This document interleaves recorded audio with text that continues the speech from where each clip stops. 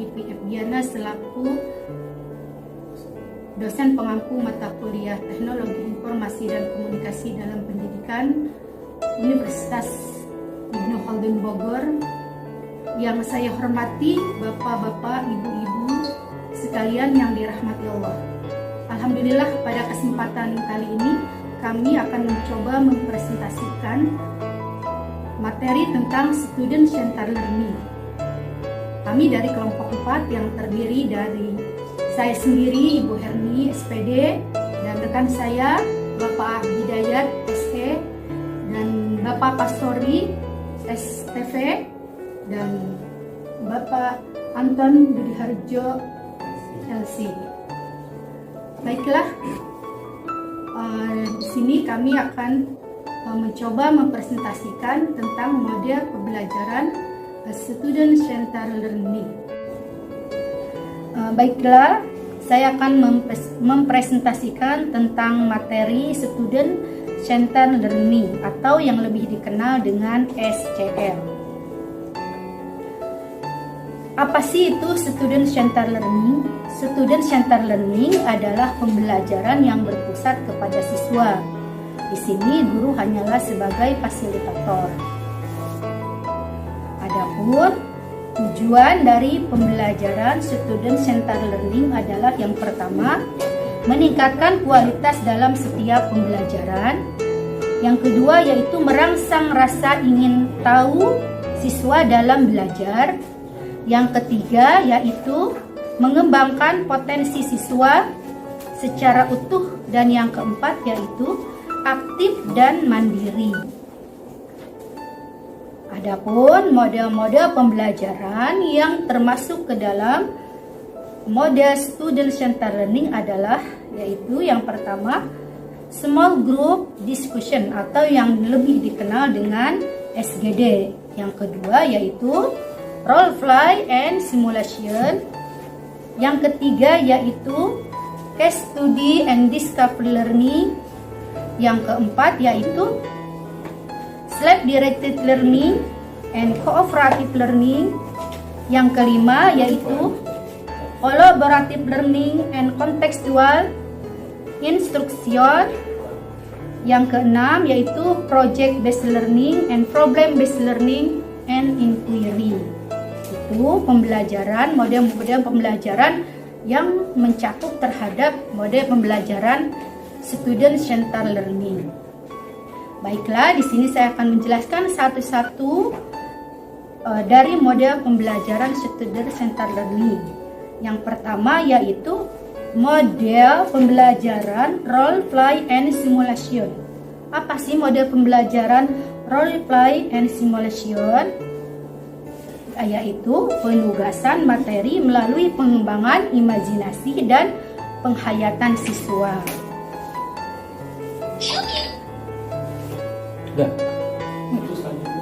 Untuk selanjutnya yaitu materi selanjutnya yang akan dipaparkan oleh rekan saya Bapak Hidayat. Kepada Bapak Hidayat dipersilahkan. Terima kasih. Saya akan mencoba melanjutkan materi dari pembelajaran sebelumnya, di mana materi hari ini adalah kita akan membahas tentang Small Group Discussion. Small Group Discussion itu merupakan sebuah kelompok siswa ataupun diskusi kelompok kecil yang melibatkan kelompok kecil daripada siswa itu sendiri, yang tujuannya adalah untuk memecahkan sebuah masalah. Kemudian ada lagi yang namanya Project-Based Learning, yaitu metode ataupun model pembelajaran yang menggunakan proyek ataupun kegiatan sebagai media pembelajaran itu sendiri, di mana siswa di sini dituntut untuk bisa memberikan atau mengeksplorasi daripada kemampuannya untuk bisa membuat sebuah materi ataupun sebuah tugas yang dibutuhkan oleh guru itu sendiri. Kemudian selanjutnya ada yang dinamakan dengan model pembelajaran Problem-Based Learning. Problem-Based Learning merupakan sebuah model pembelajaran yang memfokuskan kepada masalah pada siswa serta mencari solusi, di mana siswa diberikan sebuah tugas untuk mencari sebuah masalah, kemudian dicarikan solusinya. Guru di sini bertugas hanya untuk memberikan fasilitasi ketika siswa itu agak bingung ataupun misalkan susah dalam mencari sebuah solusinya, maka guru di sini memberikan solusi dari permasalahan yang diberikan. Kemudian ada lagi model pembelajaran lainnya, di antara adalah case study, discovery learning, dan self learning. Case study itu merupakan sebuah metode yang digunakan untuk para siswa sebagai tipe diskusi dari sebuah kasus dalam permasalahan di dalam pelajaran yang akan dipelajari. Kemudian discovery learning itu merupakan sebuah metode pembelajaran secara khusus untuk mengeksplor, dilakukan melalui observasi, kemudian klasifikasi untuk membentuk sebuah kreativitas daripada siswa sendiri. Kemudian yang selanjutnya adalah model pembelajaran self-directed learning. Itu merupakan sebuah model pembelajaran dengan cara inovatif, kemudian untuk mengambil inisiatif daripada siswa sendiri terhadap materi yang diajarkan. Itu. Kemudian selanjutnya adalah metode pembelajaran cooperative learning, di mana siswa atau siswa yang satu dengan siswa yang lain itu saling melakukan kerjasama untuk menjalankan tugas yang diberikan oleh guru, sehingga tugas yang diberikan itu bisa dijawab dengan baik dan benar. Kemudian ada lagi namanya collaborative learning, di mana sistem pembelajaran itu belajar bersama dalam analisis ataupun percakapan secara sistematis. Kemudian ada lagi yang namanya contextual intrusion, itu merupakan proses keterlibatan siswa dalam mencari sebuah solusi atau dari materi dan menggabungkannya dalam kehidupan kontekstual yang nyata. Itu saja. Untuk materi selanjutnya akan disampaikan oleh Bapak Kasori. Baiklah, kita lanjutkan materi SCL, yaitu pembelajaran SCL sangat dianjurkan pada saat seperti ini, yaitu adanya pandemi. Pembelajaran SCL ada kelebihan dan kurangnya. Salah satu kelebihan SCL yaitu siswa dapat menggali potensi dalam belajar. Kemudian siswa juga mempunyai motivasi yang kuat. Tumbuhnya suasana demokrasi dalam pembelajaran. Kemudian kelebihan berikutnya adalah dapat menambah wawasan dan pikiran pendidik dari pengalaman siswa dalam proses belajar.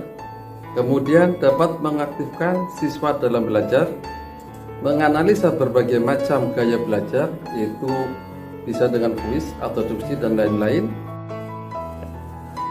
Terima kasih. Untuk materi berikutnya akan disampaikan oleh Bapak Anton Widiharjo LC. Baik, rekan-rekan sekalian, kita lanjutkan kembali apa yang sudah dipaparkan tadi oleh rekan kami Pak Ang tentang banyak sekali model-model pembelajaran, dan juga tadi sudah dipaparkan oleh rekan kami Pak Kasari tentang kelemahan dan kekurangannya tentang SCL ini. Selanjutnya kita mungkin berpikir dari model-model yang tadi banyak, apa sih sebenarnya model yang paling menarik? Apa sih model yang paling bagus untuk kita terapkan dalam praktek kepada siswa kita ini? Maka tentunya dalam hal ini kita tidak bisa memvonis, tidak bisa memastikan model mana yang paling bagus, tetapi semuanya berdasarkan kondisi yang ada. Bisa jadi model tertentu itu yang terbaik dalam kondisi tertentu, dan yang model yang lainnya sesuai dengan kondisi yang lainnya. Maka ini sesuai dengan kondisi siswa dan juga jenjang dan juga materi yang pelajaran yang disampaikan. Baik rekan-rekan sekalian, para pemirsa yang budiman, selanjutnya apa sih sebenarnya manfaat pembelajaran SCL ini? Ya, setelah kita tadi panjang lebar sampaikan, maka bisa kita ambil kesimpulan, bisa kita petik manfaat dari pembelajaran SCL ini. Yang pertama, membuat pembelajaran semakin bermakna, karena di sini siswa aktif sehingga tidak bosan, tidak ngantuk, dan apalagi sampai tidur. Siswa akan semangat karena aktif. Ini yang pertama. Selanjutnya yang kedua, manfaat yang kedua adalah siswa bisa mengintegrasikan pengetahuan dan skill. Ya, karena di sini siswa selalu aktif sehingga dia akan muncul skillnya, keahliannya dalam berdiskusi, keahlian dalam berpendapat dan lain sebagainya. Ya, jadi tidak hanya sekedar menghafal, memahami, tetapi dia juga akan memiliki skill yang beraneka ragam. Baik, selanjutnya yang ketiga, manfaat pembelajaran SCL adalah membuat siswa ini berpikir kritis.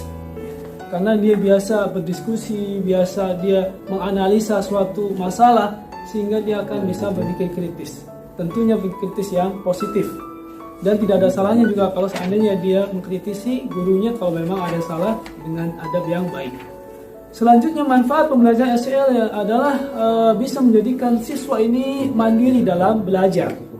Karena dia biasa aktif, bisa menyelesaikan permasalahan-permasalahan, sehingga akan terbentuk dalam dirinya sebagai siswa yang mandiri dan terkhusus dalam belajar.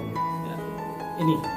Baik saudara-saudara sekalian, selanjutnya kita masuk pada kesimpulan dari apa yang sudah dipaparkan tentang SCL ini.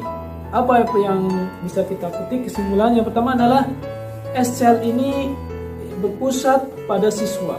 Jadi siswalah yang aktif, bukan guru yang banyak memberikan masukan-masukan. Yang kedua, kesimpulan yang kedua adalah tadi sudah kita paparkan bahwa model SCL ini ada 10 macam tadi, yang sangat banyak, beraneka ragam, dan tadi disesuaikan, dipilih mana yang tepat untuk materi dan jenjang pendidikan yang diajarkan. Lalu kesimpulan yang ketiga, bahwasanya SCL ini dapat meningkatkan potensi, kualitas, dan belajar mandiri pada diri siswa. Yang terakhir yang bisa kita ambil kesimpulannya adalah bahwasanya SCL ini dapat meningkatkan skill dan menjadikan siswa berpikir kritis. Ya, terima kasih. Mungkin ini saja yang bisa kami sampaikan. Semoga bermanfaat. Wassalamualaikum warahmatullahi wabarakatuh. Teknologi pendidikan Universitas